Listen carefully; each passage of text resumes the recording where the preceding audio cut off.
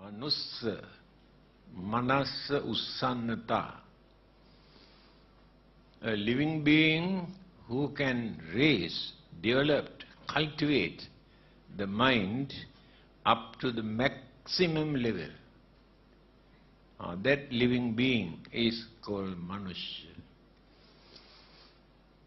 According to the teachings of the Buddha, there are 31 groups of living beings in this universe. So human beings belong to one of these groups. We are called Manushya, and other living beings also give a name according to their way of life. Human mind is such that can be developed either to destroy the whole world or to guide the whole humanity to lead a respectable, noble, harmless life. Now you can understand the nature of the human mind. Scientists have developed human intelligence without depending on God or religion, by using their independent intelligence. They have discovered many things. Finally, they have misused what they have discovered for the destructive purpose. Today, human mind can destroy the whole world within half an hour. There is no another living beings in this universe who can do that.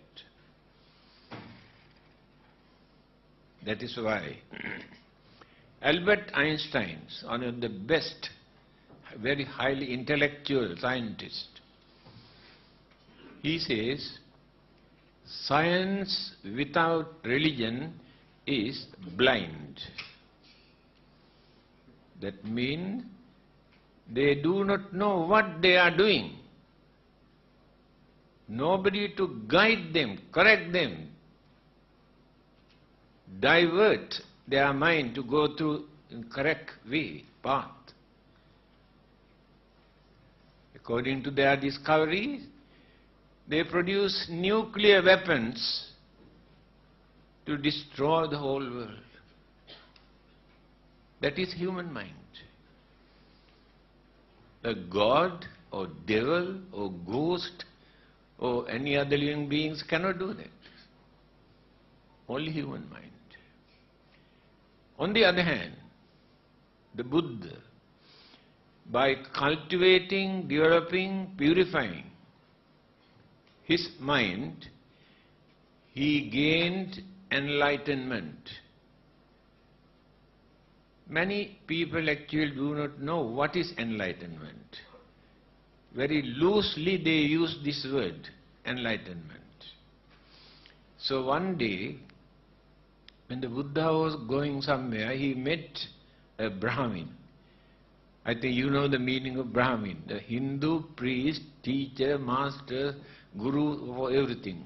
They are called Brahmana. He has never seen another human being like this person. So he could not believe that this is a human being.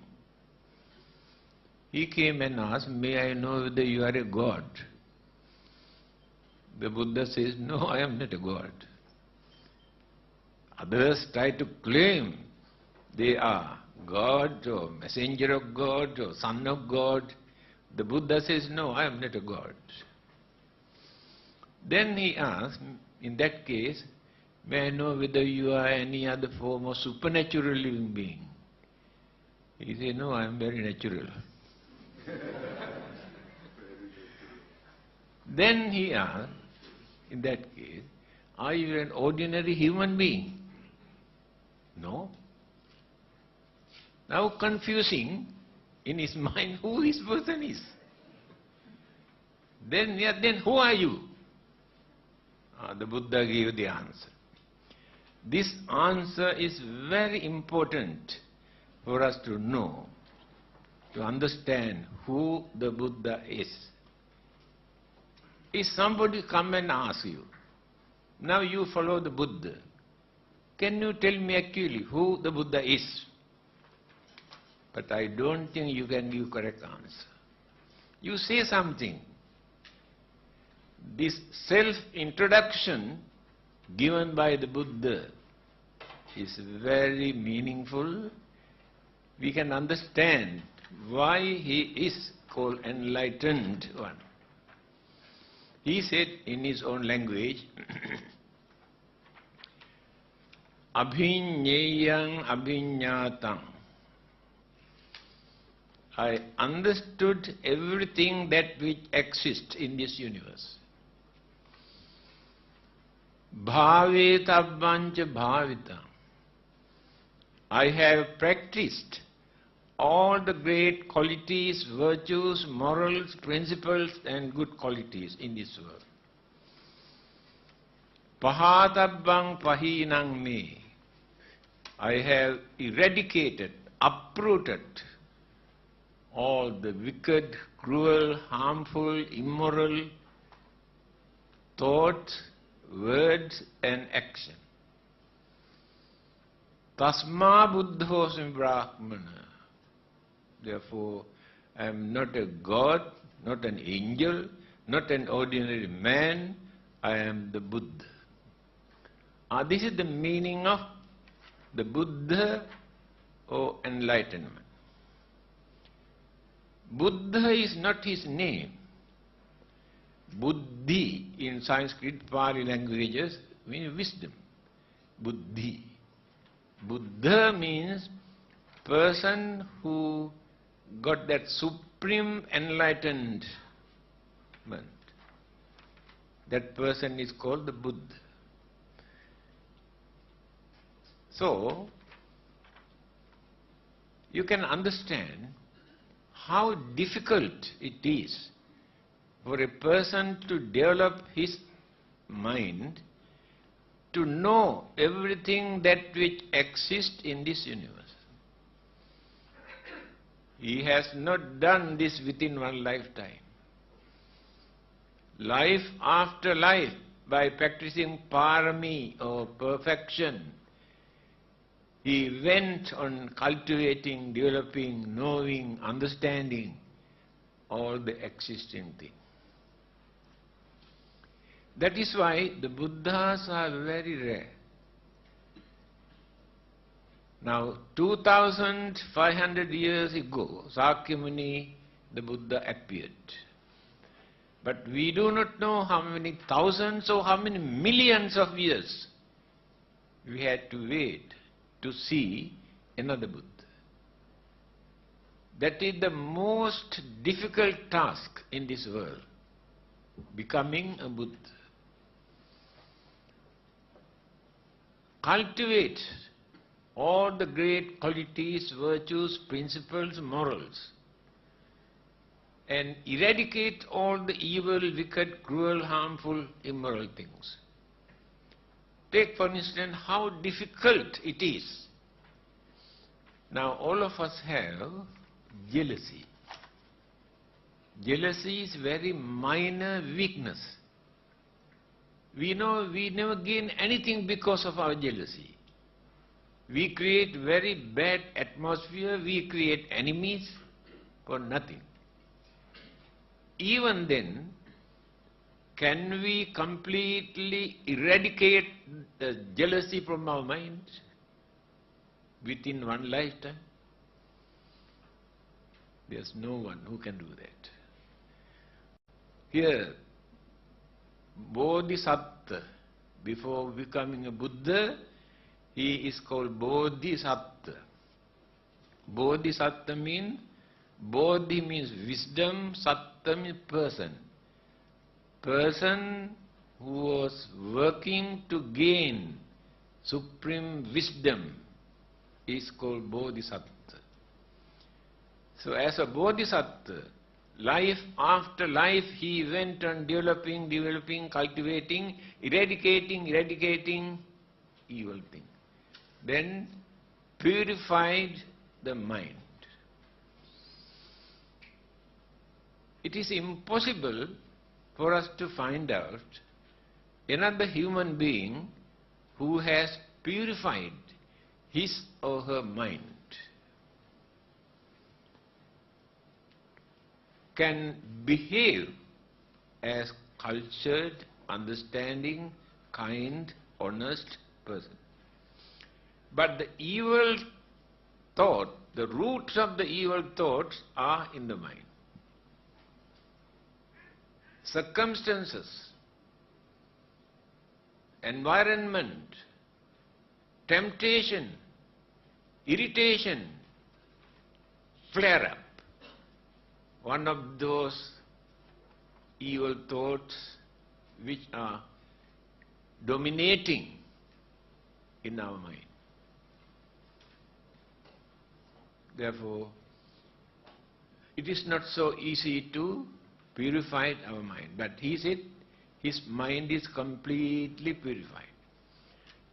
The purity of the mind and the supreme wisdom, knowledge, understanding, realization he had combined together.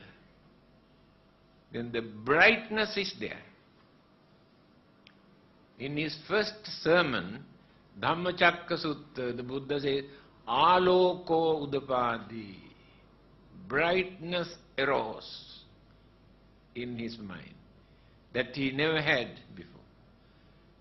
In our mind, there is no brightness.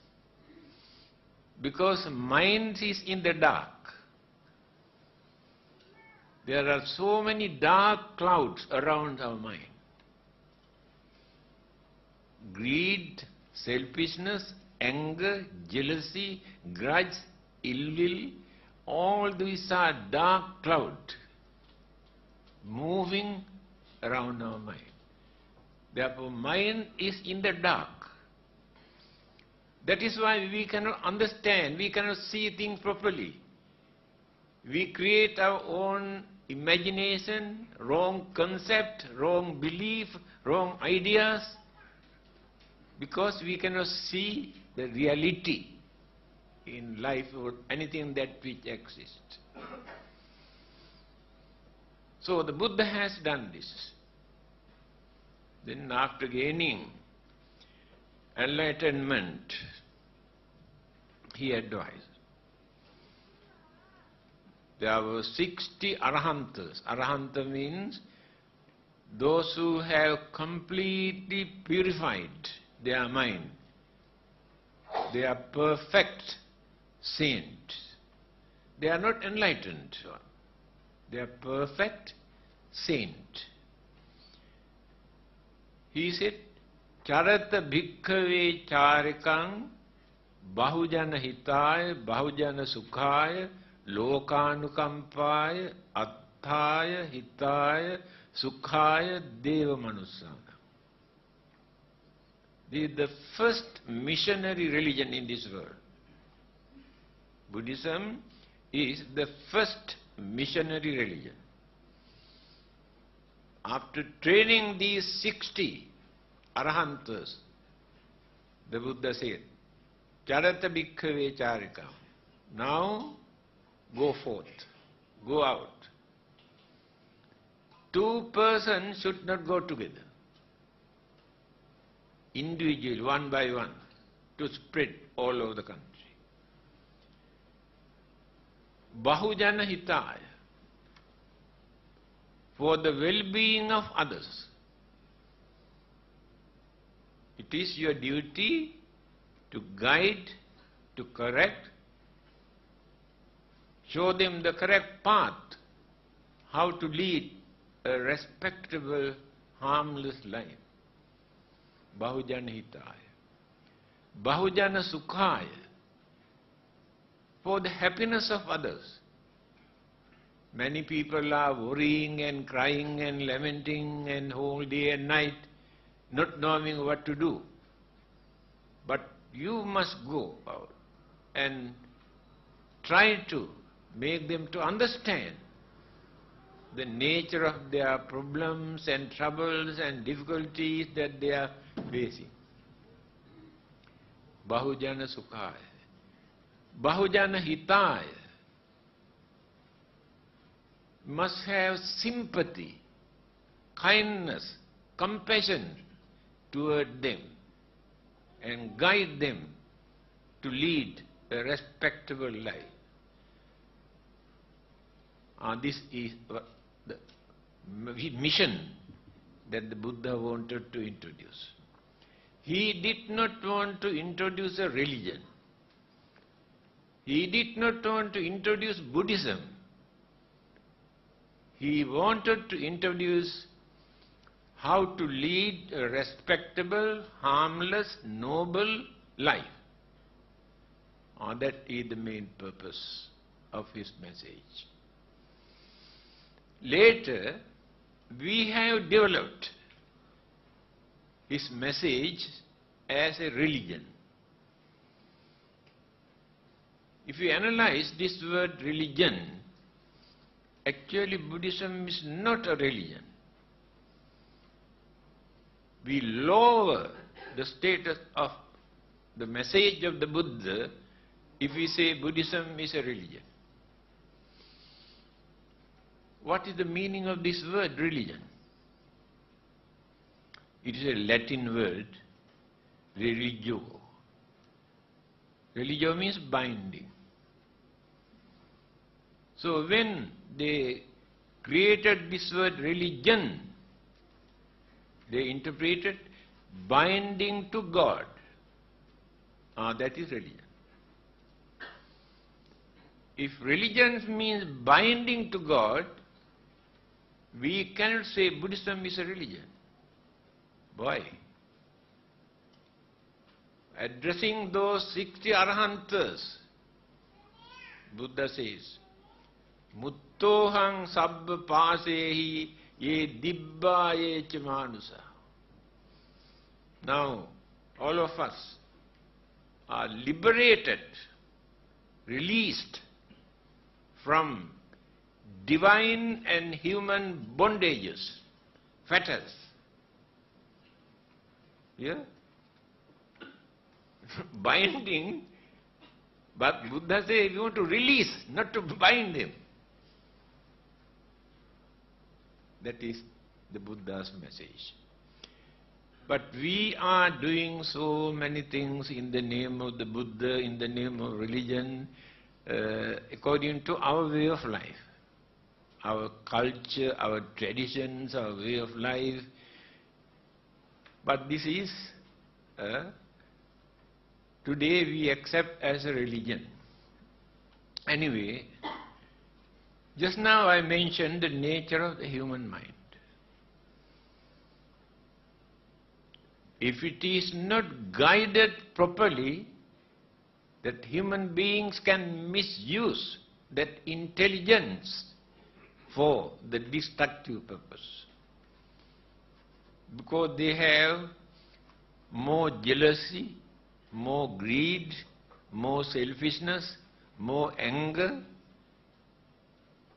in their mind when compared with other living beings. Others have very lesser degree of these forces. But human beings have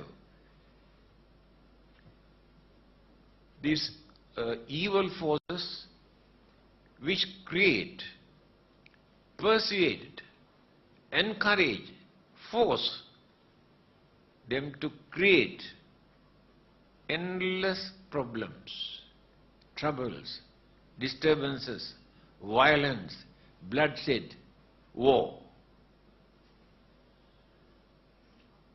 When the United Nations wanted to draft the Constitution, they have written, they have repeated what the Buddha has said. They do not know that. It is written, war begins in the human mind. Voice not created by devil or ghost or God or anybody, but the human being. Animals never create war. Take for instance, few dogs start barking, attacking, biting each other today. After that they separate. Tomorrow when they meet, they are good friends. If animal had such battle, forever they keep this enmity. Small children, when they play, they fight and attack and scratch and cry, then come and complain to mother or father. Then they go and do something to console them. Slowly they separate. Next day when they meet, again they get together and play. They cannot remember that they had a fight yesterday. Here you can see the nature of our mind. We keep this in our mind throughout our life. Then the whole family members also join with them. This is the nature of the human being. So, main purpose of the Buddha's message, now you can understand. He started with right understanding, not with faith or belief. There is nothing to believe in Buddhism. I have written that book, What Buddhists Believe. One day a Christian priest came with a group of people to have a dialogue, very friendly dialogue. Then he asked this question, can you tell me actually what Buddhists believe? I told him very frankly, Buddhists do not believe anything. He got a shock. Then he saw my book in the cupboard. He said, why did you write that book, What Buddhists Believe? That is why I wrote this book. You better read. You can understand whether there is anything for you to believe. We use the word belief when we cannot understand. I believe you are so and so. If I know you are so and so, I never use the word I believe you are so and so. When we are uncertain, when we can understand, we use the word belief. Now, as Buddhists, we never say we believe in the Buddha. There is nothing for us to believe. Why? We know the Buddha. If we know the Buddha, there is nothing for us to believe. Understanding. That is why he did not start his mission with belief. We believe something today, after some time it changes, knowing that it is wrong. Throughout our life we are going on changing our belief. But understanding, try to understand first. Then, without understanding, whatever you do, very easily you can create mistake or disturbances. Through understanding, you try to cultivate the good qualities and to reduce the bad habits or human weaknesses. Here, what is the meaning of Samma Ditthi in Eight Noble Paths? He started his mission with Samma Ditthi, right understanding. That is the beginning of Buddhism. That is why there is no belief. What is this understanding? Understanding of Four Noble Truths. What are those Four Noble Truths? Why they are called noble truths? Truth is truth. Where is noble truth? But the truth revealed by the Buddha is a noble truth. Why? It will never change. Person who tries to follow by knowing this method also become noble people. That is why it is called noble truth. Four noble truths. What are those four? Dukkha, Samudaya, Nirodha, Marga. Four noble truths. Dukkha. Unsatisfactoriness in our life. How many times a day we experience unsatisfactoriness? Whatever we have, more than enough things we have, but always we experience unsatisfactoriness. This is the nature of our life. Dukkha. Samudaya. What is the cause of this unsatisfactoriness? We can blame others, we can accuse others, we can complain, but others are not responsible for the cause of our unsatisfactoriness. Our craving, our greed, our selfishness, that is the cause of our unsatisfactoriness.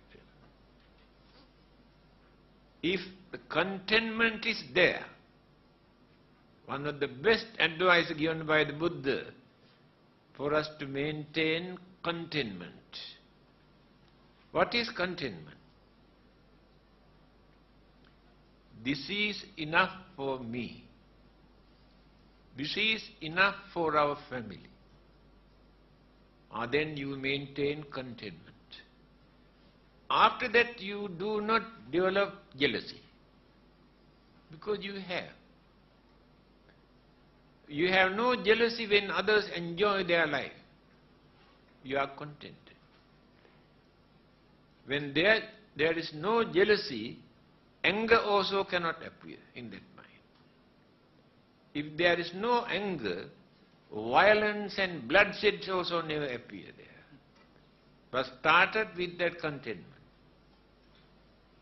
So simple, but we can avoid endless, enormous problems if we can maintain contentment. But our greed is so high, although we can possess the whole world as our property, but still cannot satisfy. This is the nature of the human mind. No contentment. So, unsatisfactoriness always appear in our mind due to our greed or selfishness or anxieties. Dukkha Samudaya. Then Nirodha. What sort of freedom that we gain by reducing this unsatisfactoriness? If there is satisfaction in our mind, there's no trouble, no complaint, no worries, no disturbances, because satisfaction is there. Why there is no satisfaction? We have trained the mind not to develop craving, our greed and so many other things. Then release. Mind is relaxing. That we call nirvana. Nirvana means complete freedom from unsatisfactoriness, physical and mental pain and sufferings and unsatisfactoriness that we are facing. Nirvana is not a place, not a planet, not a different world. We achieve, we gain. We cannot go to Nirvana. That word is wrong. I want to go to Nirvana. No one can go to Nirvana. You can bring Nirvana. When you reduce all these evil forces from your mind, you bring Nirvana into your mind. That means you are completely free. All these worries and problems and troubles and suffering that you are facing today. Then the last one is Magga. Magga means way or path. What should we do to gain this freedom, liberation, salvation? That is the most important aspect. The Buddha did not encourage anybody to come and worship him. He never asked anybody to come and worship him. He was not in favor of erecting Buddha images. For nearly 500 years in India, they had never discovered any Buddha image. They started to erect images during Greek occupation. When Afghanistan, those people destroyed the Buddha images, even Muslims, Christians also come and ask, why you people are keeping quiet? I told that is the uniqueness in Buddhism.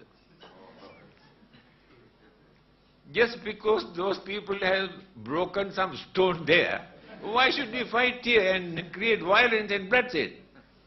That is Buddhism.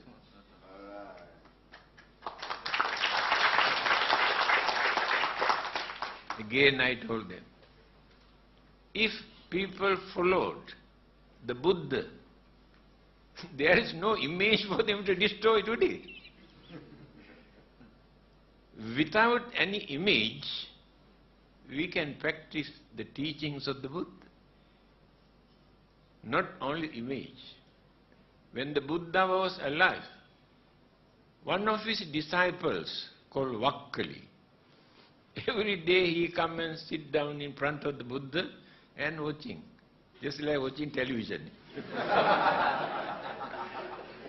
Buddha asked Vakkali, what are you doing here? Then he told, when I look at your physical body, your complexions and features and the serenity and everything gives a lot of happiness. That is why I like to come and watch. Then the Buddha said, now you can understand who the Buddha is. In his own word. Kinte vakkali imina putikayena duggandhena sarire. Vakkali, by watching this dirty, filthy, impermanent, physical body, what do you gain? Nothing. You entertain your emotion. That's all. You cannot see the Buddha by watching the physical body. There is no difference the Buddha's body or your body or my body. Body is body. That is why Buddha says this dirty, filthy, impermanent physical body. What do you gain? Nothing. Yo dhammang passati, so mang passati. Then the Buddha said, if anybody want to see the real Buddha, try to understand the Dhamma taught by the Buddha. Through this Dhamma, through his teaching, you can create the real Buddha in your mind. All the others artificials. Real Buddha you can see. If you come to know what the Buddha has said, correct. You create the real Buddha in your mind. So, physical body, the Buddha had many sicknesses, suffer. But this body does not know this is the Buddha. So he had to suffer from various things. That is the nature of the physical body. According to Mahayana schools of Buddhism, they introduced 3 bodies of the Buddha, 3 kaya. Kaya means body. Sambhoga kaya, Nirmana kaya, Dharma kaya. 3 bodies he had. Although he had 3 bodies, he was not a busybody.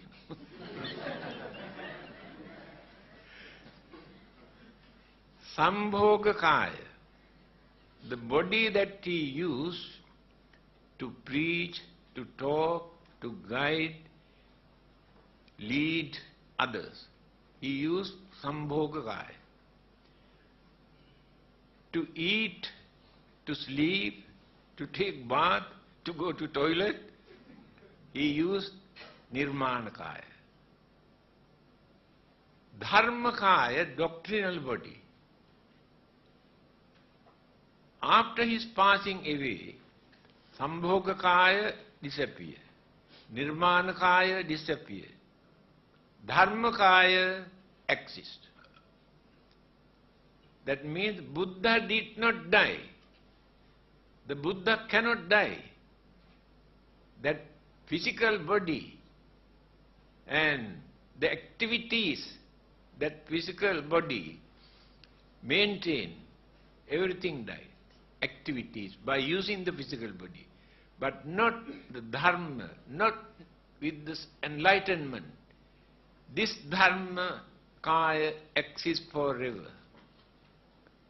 This is for people to understand. Buddha is not dead. Others come and criticize. Buddha is not a god. He is a man. He is dead and gone. Why do you want to worship? Why do you want to pray? What do you gain by worshipping this dead man? That's why they try to convert others into their religion by using this word. But you don't know what to say. When they come and criticize like this, you do not know what to say. Here, you can say, Buddha did not die. Remember this. Dharma kaya, Dharma body. In his teaching it is mentioned, whether the Buddhas appear or not, Dharma exists forever in this world. That Dharma body of the Buddha never dies. After gaining enlightenment, immediately after he recited this word, Paturaho se magadesu pubbe dhammo asuddho samale chintito. This Dharma that I understood through my enlightenment is not a new Dharma, new doctrine. This Dharma existed long ago in this country, but people have forgotten, misled, misinterpreted, completely polluted. That is why the Buddhas will appear from time to time to reveal the hidden, spoiled, polluted Dharma, to show, bring them into the correct path. That is the duty.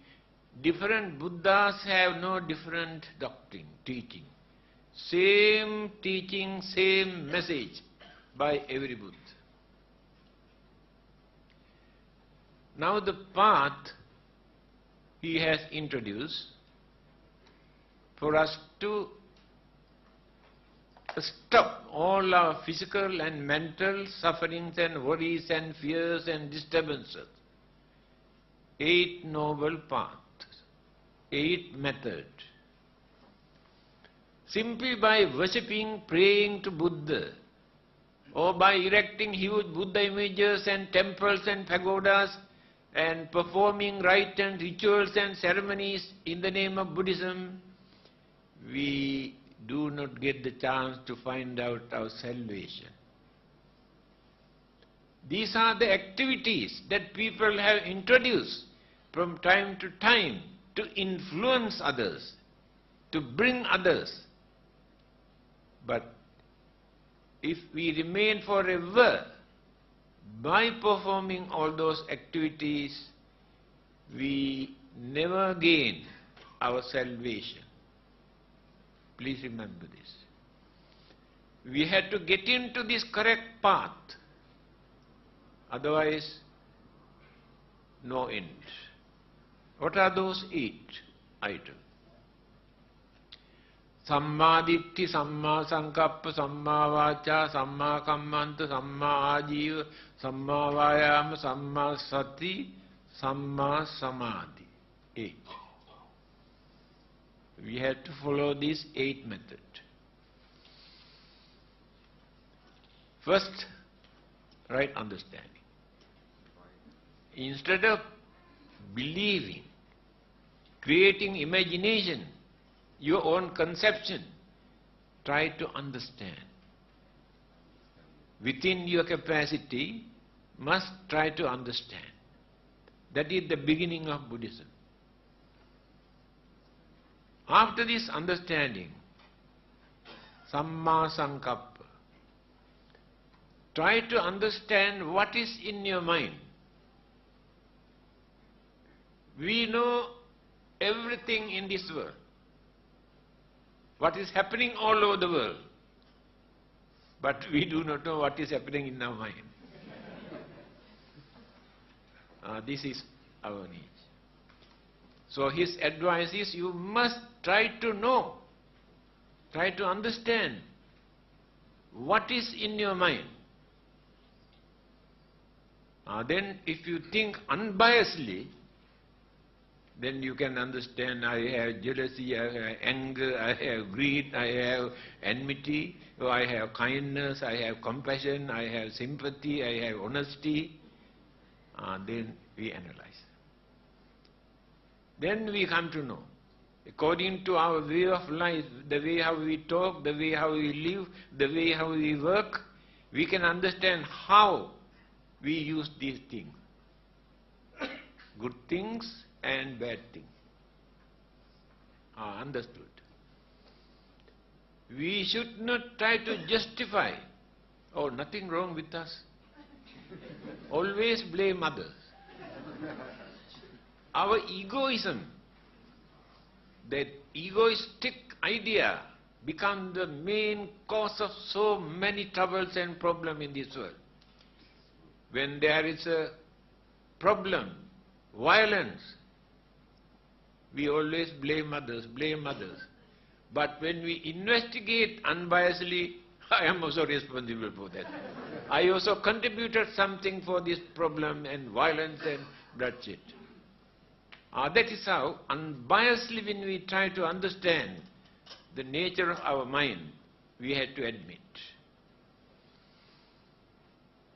There is a well-known saying written by a Mahayana Buddhist scholar, Dhamma Kirti. He says, when we have problems, instead of worrying, we must try to find out what is the cause of this problem. By worrying, you never get the chance to get rid of your worry. You develop your worries. Then you will come to know, oh, this is the cause of this. The book that I have written, Why Worry? Do you know how many people have stopped committing suicide after reading this book? They came to see me, they have written to me. 2 years ago when I went to Australia, one lady is a wife of a doctor. She, having seen my name in the newspaper, she came and told me, you saved my life. I think, how? I have never seen you. No. Somebody gave you a book for me to read. I have decided to commit suicide, given up everything. But I read this book twice. After reading, I came to know that I am also responsible for some of these problems. Why should I commit suicide? Some people in Malaysia, Germany, England, America, one couple in America, separated. One of them had the chance to read this book. They were not Buddhist. After reading, with the, I don't know, with the husband or wife, after reading, that person came to know that they have separated due to misunderstanding. Then send the book to the other person, husband or wife, to read. And after reading, that person also understood. Then again they get together and written me a letter. Because of your book, now we are living together as husband and wife. A prisoner in South Africa, 2 weeks ago, I received a letter after reading this book, Why Worry? He became a Buddhist. Do you know what nationality, what religion he had earlier? He said, I have become Buddhist after reading this book. Now I want to introduce this among my friends in the prison. So I sent few copies. Second letter I received, there's a big demand. And people do not worry, do not complain, do not bother, do not, show their sour face. They can understand the nature of problems. So amount of letters I get from England. I got a letter from the husband. My wife had a very moody and very hot-tempered lady. Always argue and fight and quarrels with others, relatives and friends and neighbors. When I was thinking what to do, I had the opportunity to read your book, Why Worry? After reading, I handed over. Then she also read. After reading, now it seemed completely changed her attitude. Now she is very understanding and very peaceful wife. This from England. From Germany, I got a letter. Your book, Why Worry, I use as my Bible. Always I keep this under my pillow. When I go to bed, I read at least 2 or 3 pages. Because I know how to console my mind after reading this book. Here, we create our own imagination. Because of our greed or jealousy or anger or discriminations, we are not ready to admit that these are wrong attitudes. We suffer because of our own evil thoughts and blame others. You can understand this when you change your way of life through your understanding. Now here, 8 Noble Paths. The Buddha advised, first one, try to understand.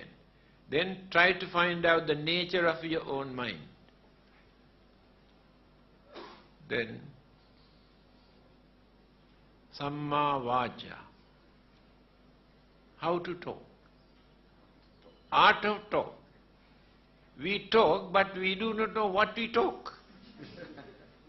Create unnecessary misunderstanding, enmity, argument, because we have not learned how to talk. We had to learn. Talked mindfully. Mindful means we must know what we are talking.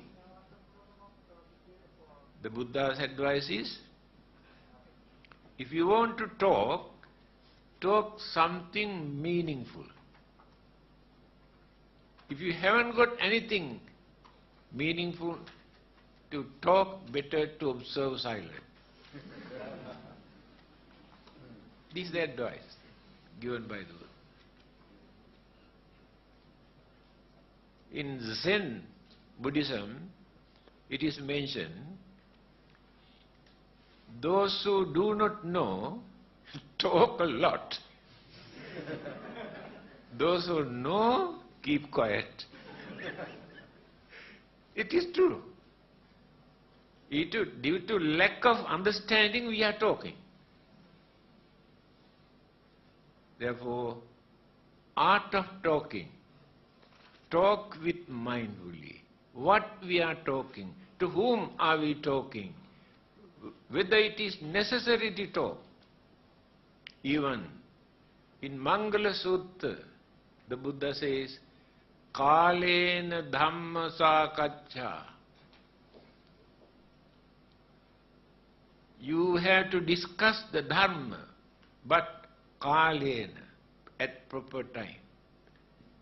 If you go on talking always, talking about Eight Noble Paths, Four Noble Truths and Nirvana and Buddha, people think you have something wrong with your mind. That is why Buddha says you can talk the Dharma when the time is suitable. By disregarding that they are wrong, we do anything, whatever we can. See what is happening in this world today. Whole world is a battlefield. The whole world is a madhouse. Human beings do not behave like humans. Animals in the jungle live peacefully. Because they follow the nature. Human beings have violated the nature because of that intelligence. So other living beings have no such intelligence to violate the nature. They have no religion. Among those 31 group of living beings, religions we can find only among the human beings. Others have no religion. Even Devas, Brahmas also have no proper religion. Animals, spirit, ghosts, devils, we have got religion. Only human beings. Why only human beings need a religion?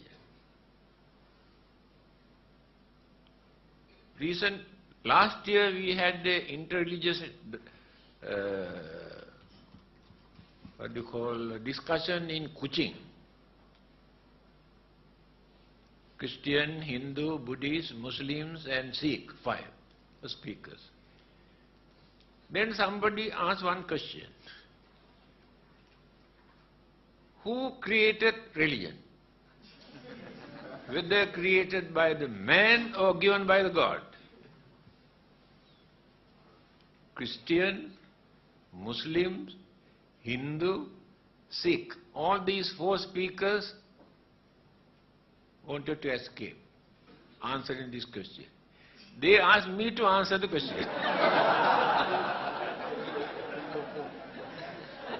Then I knew they want to escape. If one of them said created by the man, then lot of argument. If another group say no, given by the God, then so many argument. That is why they wanted to avoid. Then I thought, why not? I also escape.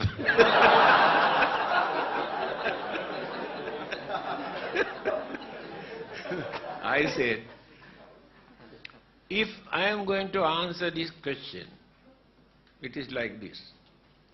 Which comes first? With the egg or chicken? If you answer this question, then I can answer it.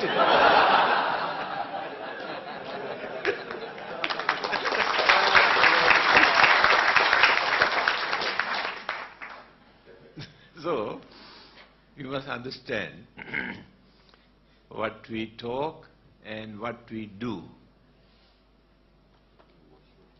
Think mindfully to avoid evil, wicked, cruel, harmful things. To cultivate good things. Talk something meaningful which are important. By thinking, by talking, by doing something, we create good karma and bad karma. Mind itself creates good karma as well as bad karma without doing anything. By talking, we create lot of bad karma and lot of good karma. And by doing certain things for our pleasure, for our living, we do many bad karma and good karma also. We never think. Now, hatred, ill will, and strong misconception that we maintain in our mind. There is no such thing as moral or immoral. We must have freedom to do anything, whatever we like. That is called mithya, the wrong concept. We don't believe that there will be another life after that. This is the only one. Without studying, without thinking, without observing, simply say, we don't believe that there will be another life. This kind of concept, if we maintain, these thoughts create bad karma. By talking, to hurt others' feeling, scolding, accusing, blaming, criticizing, condemning others, we pollute our own mind, our purity in the mind. Hurt others' feeling, create bad karma. We talk to others to console. When they have fear, worries, disturbances, we go and talk to them to console, to reduce. Those who are suffering from sicknesses, we can go and console them, talk to them nicely, to reduce their fear and worries. By doing that, we create good karma, to console others. By doing certain things, you can understand very easily. We can slaughter thousands of others, living beings, for our living, for our pleasure. We can do any dirty, vulgar, immoral things for our pleasure. Read newspaper every day, what is happening in this world. Animals never behave like this. In one of the discourses, Buddha has said, dogs are better than human beings. Do you know that? Yes. Male dog never disturb female puppies.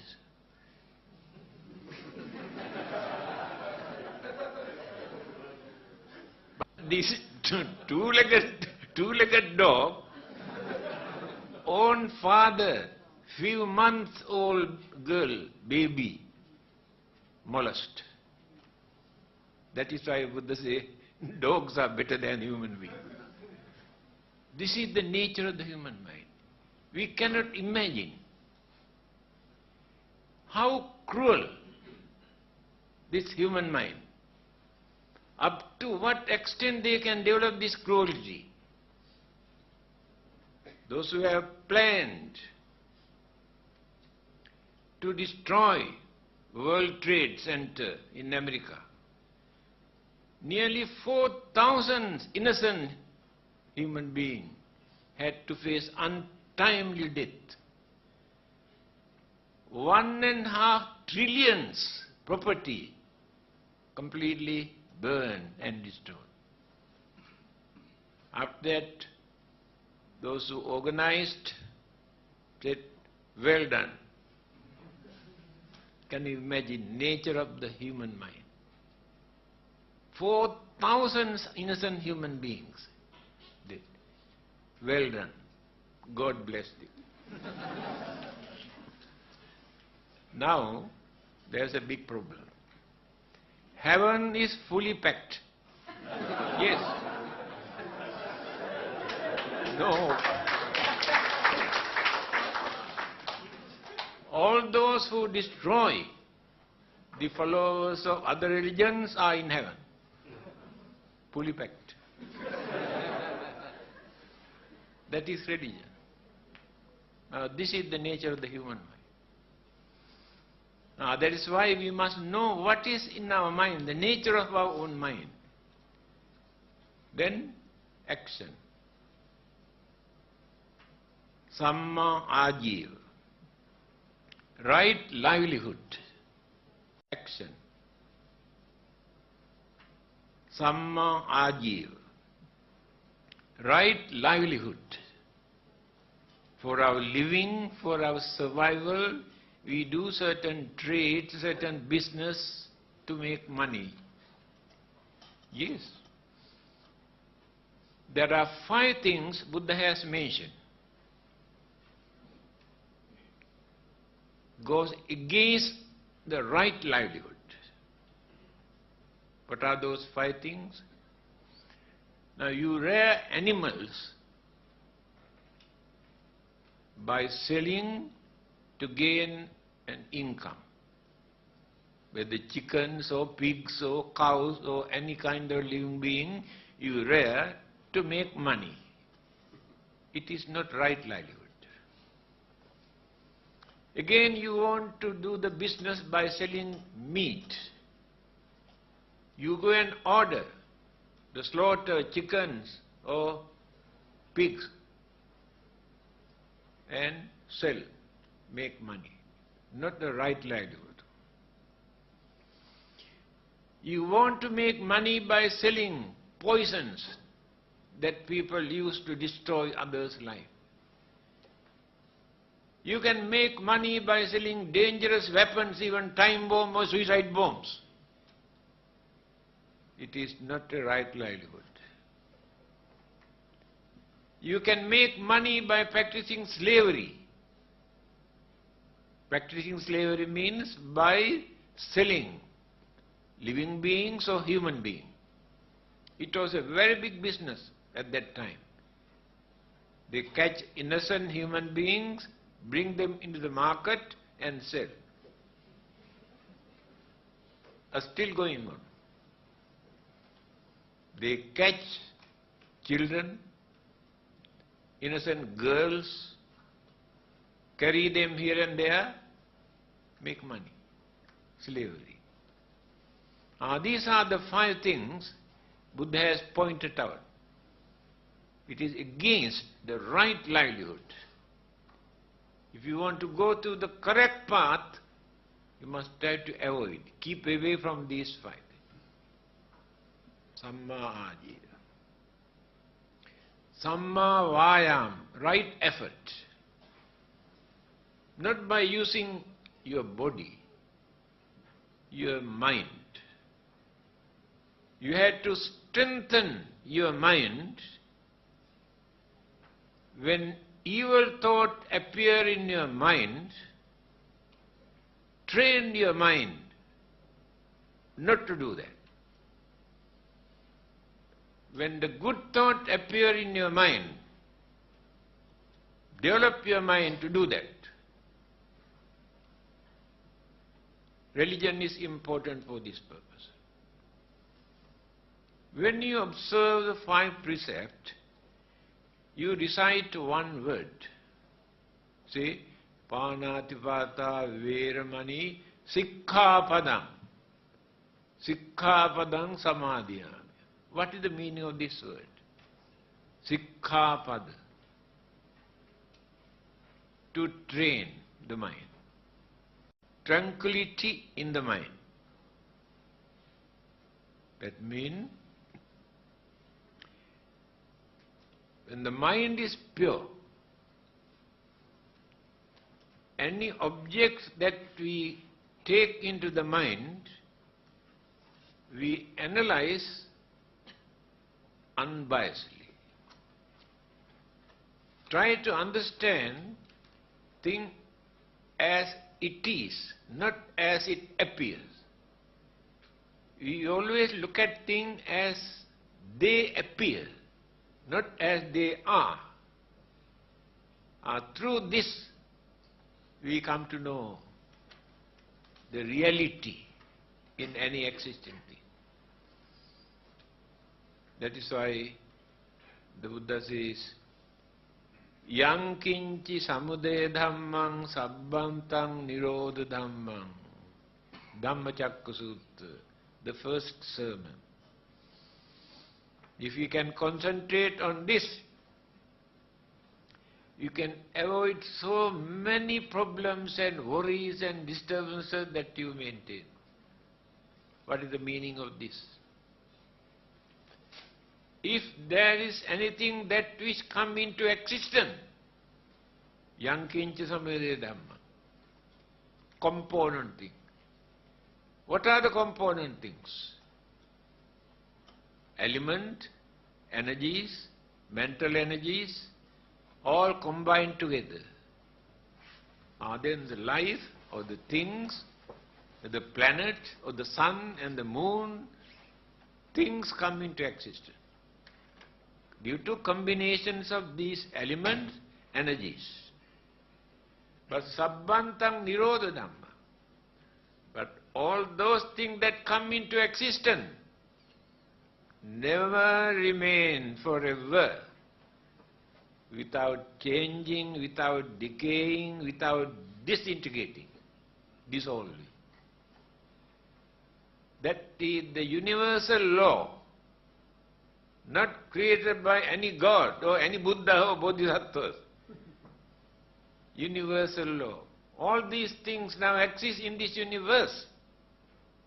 You think they remain forever like this? No.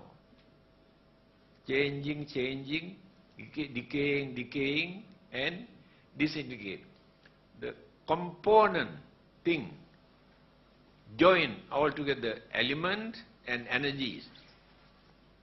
The binding factors, energy start to loosen after some time. Then slowly, then elements and energies cannot agree. Then confusion, then trouble. Changing, decaying, dissolve, disappear. If we can understand this, yang kinchi samudaya dhammang sabbantang nirodha dhamma, Dhamma Chakka Sutta. The whole universe, that which appear, they appear due to the combinations of elements and energies. And of course scientists have discovered so many things, new kind of energies. Electron, neutron, proton and nuclear, they have produced by using these energies. Beside this, the Buddha has mentioned only 4 elements. Nama and Rupa joined together. What is Nama? What is Nama? Apanama. Not that Nama. What is the meaning of Nama? My dear friend, you are meditating, you are learning, you do not know the meaning of this word Nama. Nama means mind. Nama, Rupa join together. Then the life come into existence.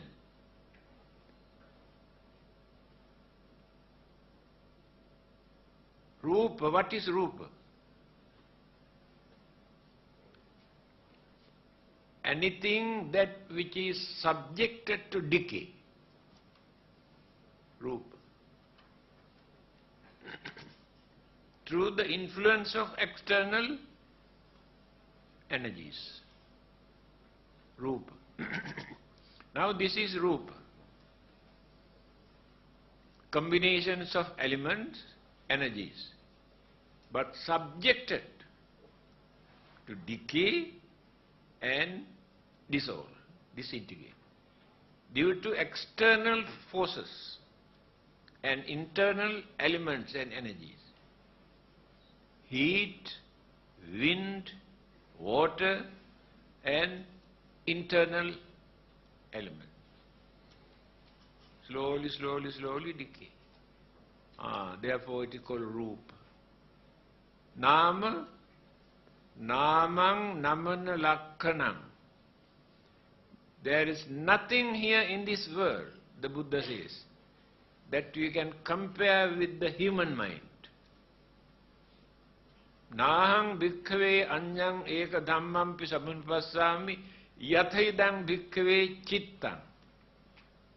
Chittang means mind. He said, I have never seen any other kind of energy in this universe that which runs so rapidly. Namang namanulakkana. Change. So this Nama and Rupa, mind and matter, that means elements and energies. Combined together, the whole universe exists. That concentration, that understanding appear in the mind, completed the journey. That is the mission introduced by the Buddha. That is the religious values in Buddhism. And this is the way how to practice Buddhism. So, as long as greed, hatred, ignorance, these three evil roots exist in our mind, we cannot live without fear, without worry. Greed creates fear and worry.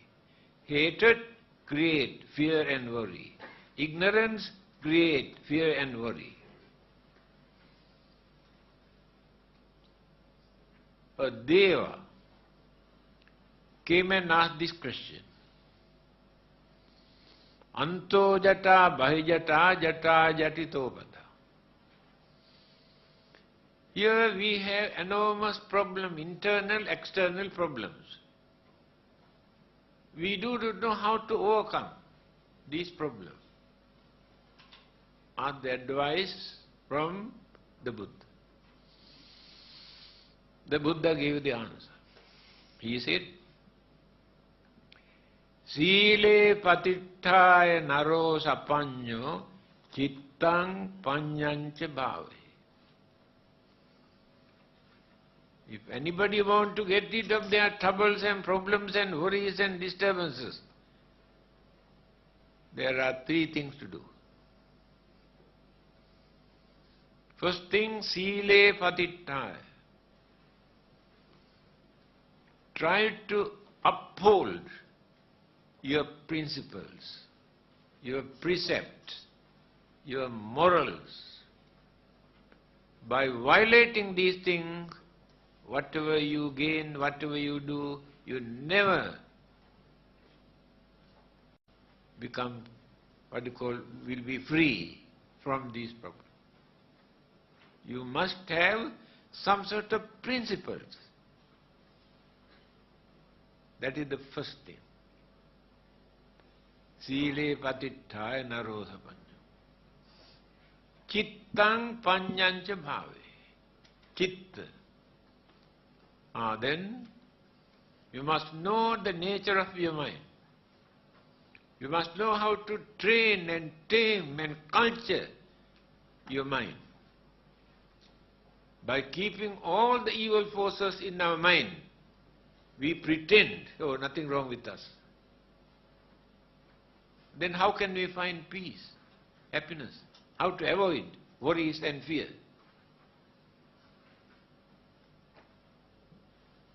Panya. Panya means wisdom. Wisdom means clear understanding. Only these three things. First, you must try to uphold your principles, your morals, your ethics. Without doing that, you cannot get rid of this problem. Then you try to train and tame your mind, knowing evil forces and your duties that you have to do. Last one, when you go through this, you gain real understanding, wisdom. After that, no trouble, internal, no external, everything is settled. But without doing anything else, we want to gain peace and happiness and everything from heaven. Just now I mentioned, I think I did not explain the United Nations Constitution. Did I explain? War begins in the human mind. At the same time, peace also must come from the human mind. That I told you, they are repeating what the Buddha has said. People pray and worship, asking peace from heaven, from God. We are fighting and quarreling and killing, we go and pray, come back and again kill. And ask the peace from heaven. That is the way how they practice religion. Mano pubbang gama dhamma. Have you heard this saying of the Buddha? In which book? In very popular Buddhist book. Mano, first line. Mano means mind. Mano pubbang gama dhamma. Double A. Mind is responsible for all the good and bad things that which exist in this world. Human mind is responsible for all these good and bad things that exist in this world. Not because of God or devils or spirit, but human mind. There they have written there. War begins in the human mind. Therefore, peace also must come from the human mind. Unless they create strong determination to stop their fighting, how can we expect peace from heaven?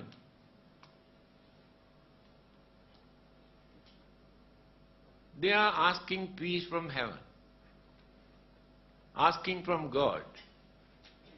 We are not against God. Few weeks ago, I was invited to attend the birthday of Archbishop, Catholic Archbishop. All the religious groups were there. After speaking few words, all of them say, God bless you. After speaking few words, I say, may the Buddhist God bless you. So one day, I met Bishop Pinay. Sometimes I joke with them, I say, God bless you. Then he, where have you got God?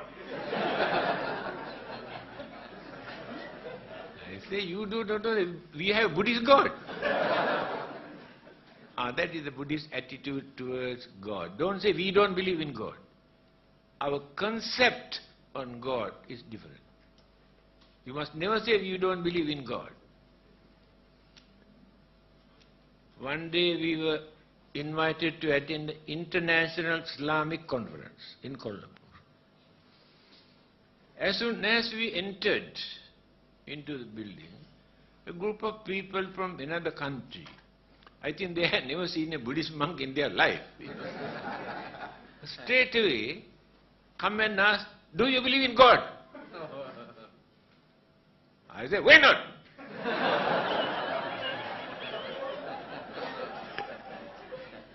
To ridicule his question. That is not the way to ask, where are you coming from? What is your religion? We are very glad to see you, that you are here. And by the way, may I know what is your concept on God? That is the cultured man's way of talking. So straight away come in and do you believe in God? I said, why not?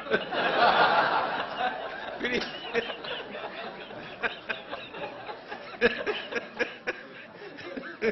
You must know how to deal with all these people. What is the time now? It started at 8:30, isn't it? Why not we give time for them to ask questions? Thank you, Chief Reverend, for a very enjoyable and, I'm sure, beneficial talk. I now open to the floor for questions. For the benefit of those sitting at the back, can you please relay your question through the mic? There are 3 mics provided on the floor. As time is limited, we have roughly about 20 minutes left. Can I have the first question now?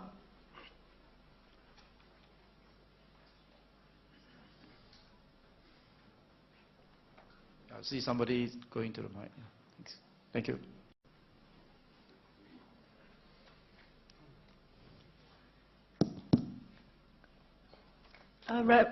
Venerable, actually I have, I think, questions which I always encounter with the non-Buddhists. You see, even though they claim that they are religious, but they believe in superstition, like being charmed and that, that kind of stuff. So how do we explain to them? Do you know, every day I am facing this problem. How many people approach, sometimes very old ladies, sometimes 80 years old ladies also, come and I think someone has charm for me. I say, ask for what purpose? This belief I have seen very, very deeply rooted in this part of the world, Malaysia. Because there are 3 groups: Malays, Indians and Chinese. Malays learn from Chinese, Chinese learn from Malays, Malays learn from Indian. So many superstitious beliefs. So it is very difficult for us to take out this from mind. And sometimes people come with sour face and crying and worrying. Reverend, I have one big problem.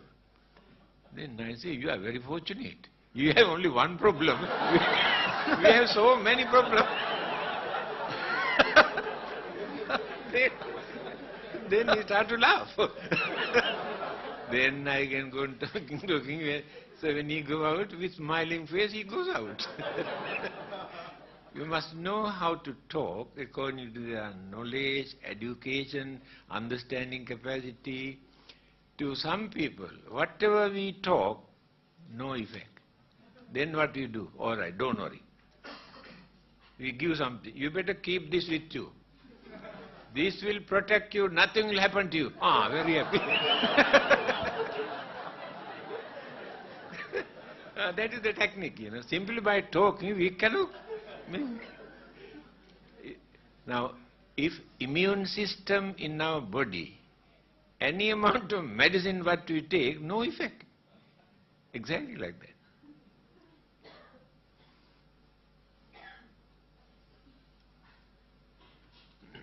Thank you. Can we have the second questions?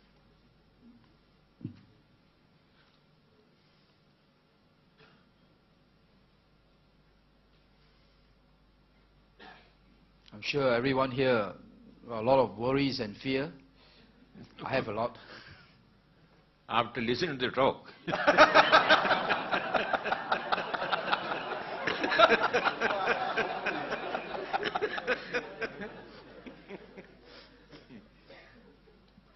Yeah, that's a question.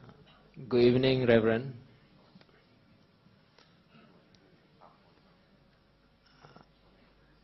I have one question. I cannot see the person who. Where? Oh, light, no wonder. Oh, I must see the face. Okay. Now right. If our relative is mentally ill because of worries, how do we help them to overcome the problem? Thank you. Why only your relatives? What about others?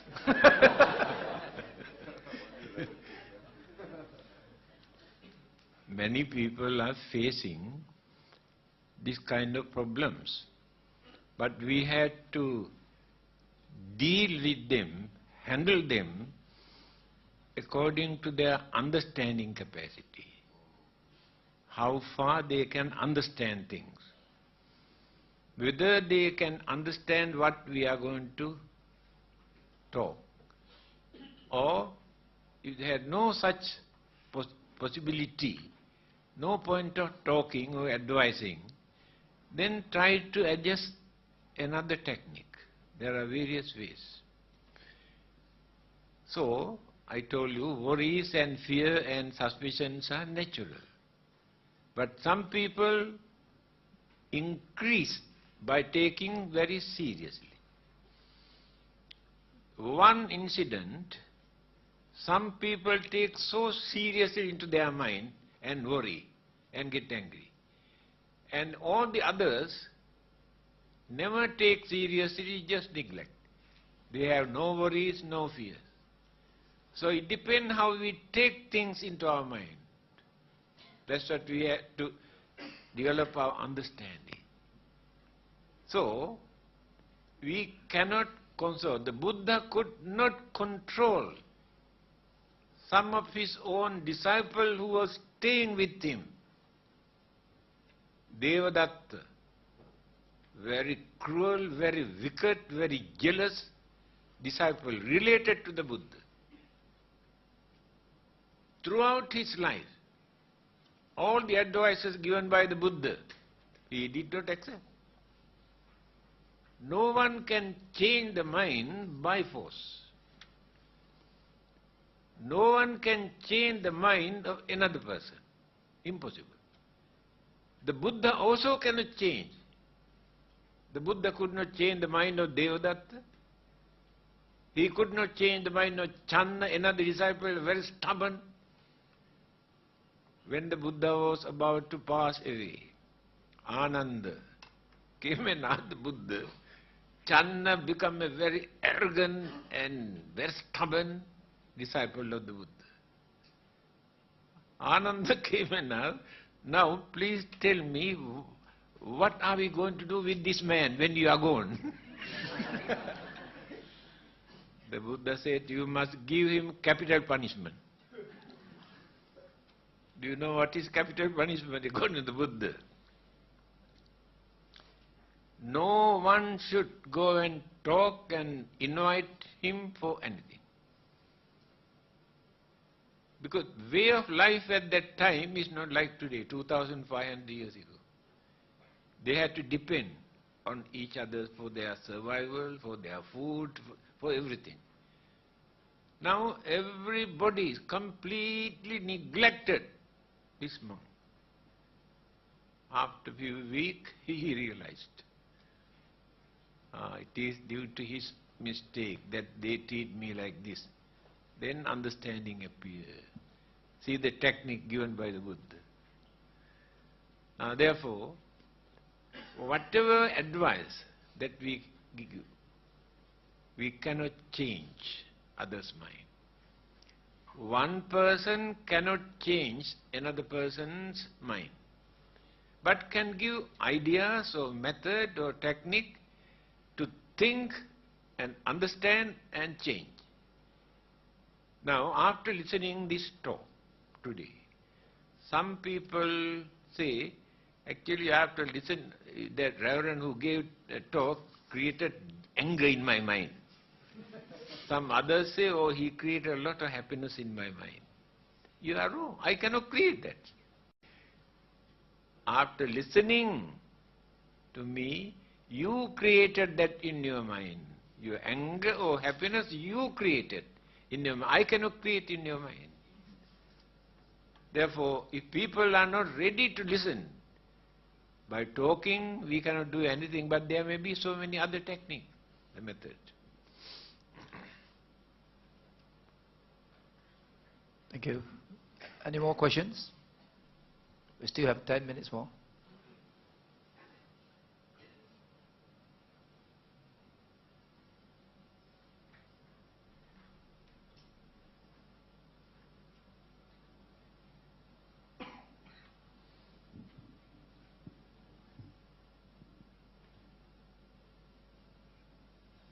Final call.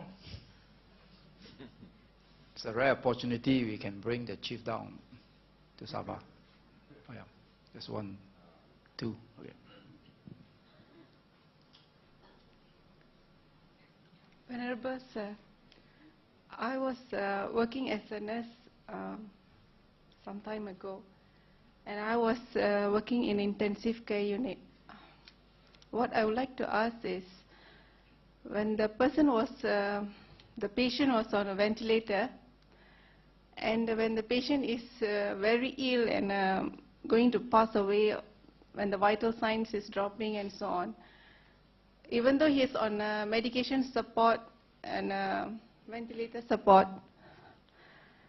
when the doctor finds that or decide that the patient is not going to make it, when he orders to reduce the medication, that means the medication for the heart support, by me doing that, say reducing the medication and all that, do I contribute some kind of bad karma or anything? Can you please comment on that? Thank you. It is a good question. Many people ask. Now, some people maintain the life by putting tube here, tube here, tube here, tube here. So when you remove these things, that person cannot survive, die instantly. Whether it is by doing that, do they create any bad karma, knowing that he died when they remove these things. Another thing, that recently they practice in Australia, euthanasia. The patient go and request the doctor to take away his life. He request. They have done. But after that they realize this is very dangerous. Human mind is such, they can misuse. Anything in this world they can misuse. Therefore they have withdrawn this one. Karma we create not by action. Action alone cannot create karma. Chetanahang bhikkhave kammang vadami. Our chetana. Chetana means intention. We must do things intentionally. Either kindness, compassion, sympathy, or cruelty, wicked, and what you call dangerous, harmful thing. If these things are working in the mind to do this, then it will become either good karma or bad karma. You may do lot of things that which create karma, but they are neither good karma nor bad karma, neutral. Because you did not create that idea in your mind that you want to do that. But action, when you're driving your motor car, how many kills, cats and dogs and some others you may kill. But you never create any bad karma, because you never think that you want to kill them while driving. Therefore you are completely free. But here, person who is going to die, by force we hold on this by putting all sort of tube. When everybody come to know that this person cannot survive, then they request, why not we remove this thing and to have the end of it. They do not create any idea in their mind that they want to kill this person. But they know this person's life depart from here when they do that. So that action cannot create bad karma. Death means departure of life. Many people still have not realized what is death actually. This body is not our life. This is the house. Our life live in this house. But in some other world system, life can exist without shelter, without a body. But in this part of the universe, life cannot exist without a shelter or body.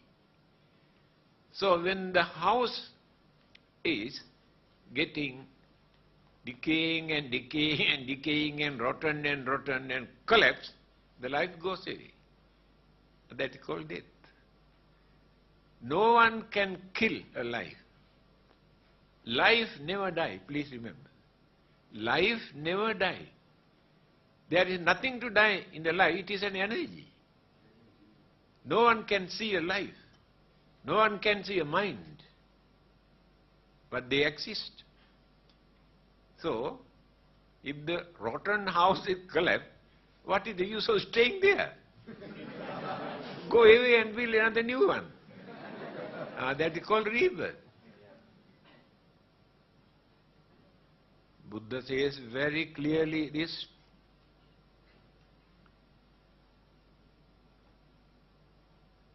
Viññānaṁ mātuguchismiṁ okkamati. That departed consciousness with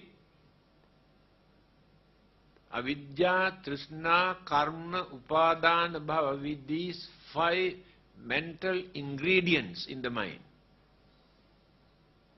That is life. Other religionists use another word, soul, because they could not understand the real meaning of consciousness. We can explain what is consciousness, what are the ingredients, what are the energies in the consciousness. But this English word cannot give real meaning of the word used by the Buddha, Viññāna. In Pali, Sanskrit language, there are 42 words to explain the nature of the mind. In English language, consciousness, unconscious, semi-conscious, that's all. Therefore, we cannot get the real meaning of the word used by the Buddha, Viññāna. That Viññāna depart from here. Life is there. Therefore, life never dies. So why do we worry when it is rotten? Better to kick it out and go and build another new house. By force we are holding it, keeping for nothing, to suffer more. Many people cannot understand. Whole day and night suffering, physically and mentally. Still they want to live. For what purpose? I really cannot understand. When your passport is expired, my dear friends, you have to renew the passport.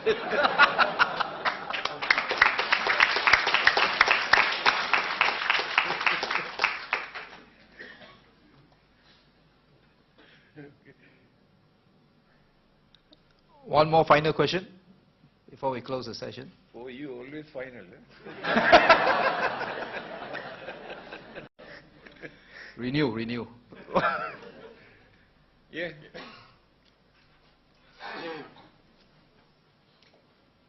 Venerable, I want to ask a question on diet, that is a vegetarian diet. How important is it for our behavior? Because I was told if you eat meat, you'll be fierce as a tiger. If you eat grass, you'll be tame like a buffalo. So how important is diet for our behavior and our, what you call, understanding? And how important is also a vegetarian diet for our prayer life or meditation life? And lastly, how important is this vegetarian diet for our life, long life? Are we healthier? Do we live longer with a vegetarian diet? So many things in your question.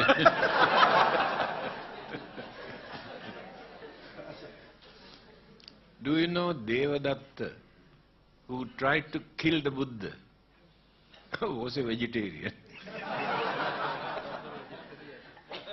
Hitler in Germany, who killed nearly 3 million Jews, was a vegetarian. The Buddha and Jesus, both of them have made one statement. I mentioned this in one of my publications. Purity and impurity in our mind never take place just because the things go through the mouth into our body. But the thing come out from our mouth create all these things. This is the Buddhist attitude. But today people have realized vegetarians maintain healthy life. I know very well, for 4 years I spent in northern India with Hindus. They are pure vegetarian for thousands of years. And all these modern sicknesses that people are facing today, they have never heard. They are free because they lead normal life, they eat normal food, they follow according to nature, they are free. So, it is true. If we keep away from flesh, take natural food, you can have a pure mind also. No guilty feeling in your mind. But by taking what we eat, from the religious point of view, we cannot say the person is pure religious or not. With the vegetarians or not, if the mind is pure or dirty or ugly, it is up to individual.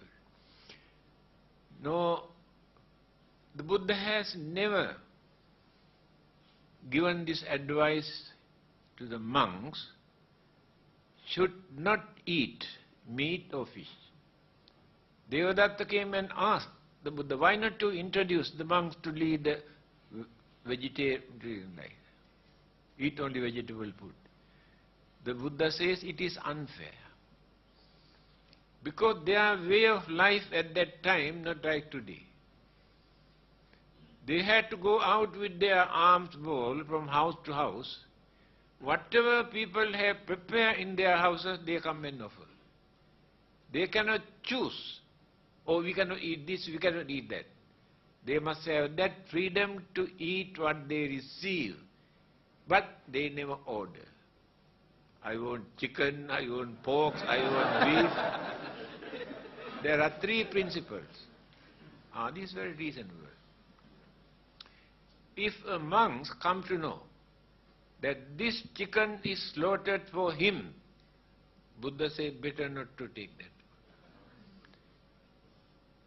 If you suspect this person has killed this chicken for him, he should not expect.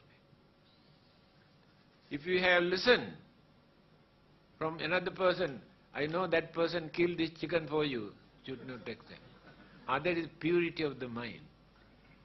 Here you can understand how liberal this Buddhist way of life. Otherwise, when I went to Mongolia to attend a conference, you know, certain period, no vegetable at all. They eat only meat and bread. So there are many delegates who have come from certain countries, pure vegetarian. What did they offer as food? One big piece of meat like a bricks, and with a knife, and bread. No vegetable. All those vegetarians had to suffer. Now we can understand why Buddha did not introduce such law that you should not eat. Supposing those who live only eating fish, what do you call them? No, not fishermen. Only fish. The name I forgot. What do you call them? There's nothing else, only fish they eat. They survive only by eating fish. What do you call them? Eskimo. If Eskimo become vegetarian, can they practice Buddhism? That is why Buddha did not introduce that kind of. But it is up to individual. If you think it is nice and this and you, okay, go ahead, no problem. But don't force others not to eat.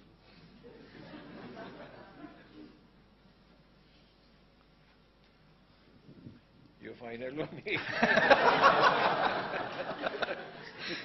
Thank you, Chief Reverend. We have come to the end of today's session. Tomorrow there will be an informal question and answer session on Buddha Dhamma again with Chief Reverend to be held in the KK Zeying Temple from 8 to 9:30 p.m. It's also free and open to all. Those of you who still have questions to ask on tonight's lecture, or maybe in the dreams tonight, may do so at tomorrow's Q&A session. So once again, on behalf of everyone here, thank you very much, Chief Reverend, for sharing with us this very beneficial lecture. I'm sure all of us now know that we cannot live without fear and worries. But we have all learned how to lessen our fears and worries after hearing Chief Reverend's lecture. So on behalf of the organizing committee, thank you to you all for being present here tonight, and for your audience, for your attendance, and for being a wonderful audience. Chapter 2, Prayer Power of the Mind, will be here on Wednesday night, 14th of August, the same time in this hall, where Chief will share with us how to develop this mental power. There will be a few announcements after Chief Reverend's departure. Please. Sabba sanghanubhavena sada suttivantu te nakhattayakha bhutanang papaggaha nivarana parittasvanubhavena hantva te sangupadve yandun nimittang avamangalancha yochamanapo sakunasraddo papaggaho dusupinang akantang Buddhanubhavena vinasamentu, Dhammanubhavena vinasamentu, Sanghanubhavena vinasamentu, Dukkhapatta ca nidukkha, Bhayapatta ca nibbhaya, Sokapatta ca nisoka, Hontu sabbe pipanino, Sabbe buddha balapatta, Paccekanam cayang balang, Arahantanam ca tejena Rakhang bandami sabbaso. Sadhu, sadhu, sadhu. Good health and peace of life to all of you. Thank you. And one bow.